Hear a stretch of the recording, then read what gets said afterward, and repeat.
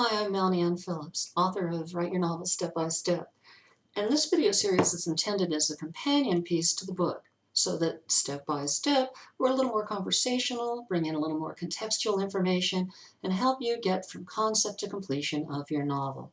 So, step one describes what's different about this system. And what's different is that instead of looking at what the story needs, it looks at what you, the author, need. In other words, what is motivating you to write in the first place? What interests you in the story? Why did you decide you wanted to write a novel? Maybe it's just a piece of dialogue that you have running around in your head. Maybe it's a setting or a genre that you've always liked to read and wanted to write in. Maybe it's a character that you've developed that you'd really like to see what they would do in certain situations.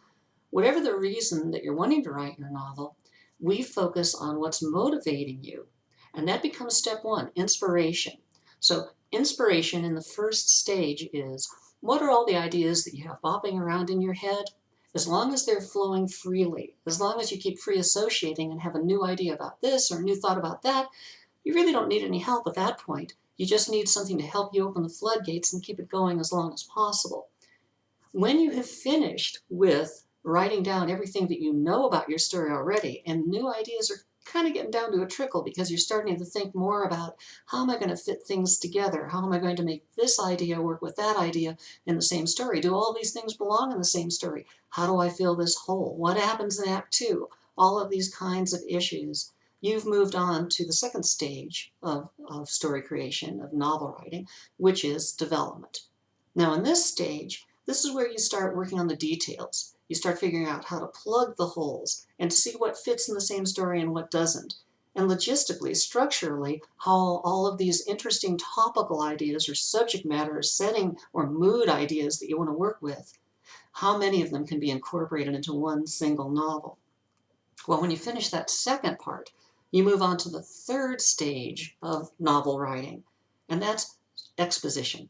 In exposition, you need to work out, you know what your story is about, you know what your novel contains, you've got it all worked out in development based on the ideas you had in inspiration, but now, how do you reveal that to the audience? How do you unfold it? At what point do you tell them things? Do you hold it back, or certain parts of it, like in a mystery? Do you reveal it bit by bit, like in a conspiracy theory? Do you want to mislead them by telling them that this is what's going on, only to turn out it's something else later without making them feel violated? You need to work that out. Once you've got it figured out, then you move on to the final stage, which is storytelling. And here's where you figure out moment by moment exactly what's going to happen in your novel, so that by the time you're finished with the book or with this video series, you'll end up with probably a 40 to 50 page treatment of your novel, which will contain everything except the dialogue, unless the dialogue's absolutely essential to say it this way in order to get the point across. In other words, it's like the blueprint for your novel, something that you can just sit down and write from. You know everything that's going to happen, what your story's world is, who's in it, what happens to them, and what it all means. And it's in sequential order. And then you're already to sit down with your word processor and just put it into your own literary terms. So the book focuses on what will keep you going, what will keep the ideas flowing. Other systems tend to focus on what the story needs. You have to have a protagonist. He has to have some kind of a motivation, a ghost, a drive, an internal issue or a problem. You have to have a goal for him to try to achieve. You have to have obstacles in the way. An antagonist is essential. Maybe there's some sort of a philosophically opposed character who represents the thematic issue that is troubling the main character. Well, if you start focusing on all those things, as important as they are to a story, if you're looking in that direction, you're going to lose yourself. You're going to lose your muse, and you're going to get all tied up in the process of the structuring of your novel rather than in the joy of writing it. So, step one in the book describes all of these stages: inspiration, development, exposition, and storytelling, a little more fully, a little more clearly than I'm doing extemporaneously. But the whole purpose is to say, let's try an approach where we take our focus, our interest, and turn it on what makes you want to write, what makes the process enjoyable, so what you write will be interesting to you, and therefore the words you write will be more interesting to your readers.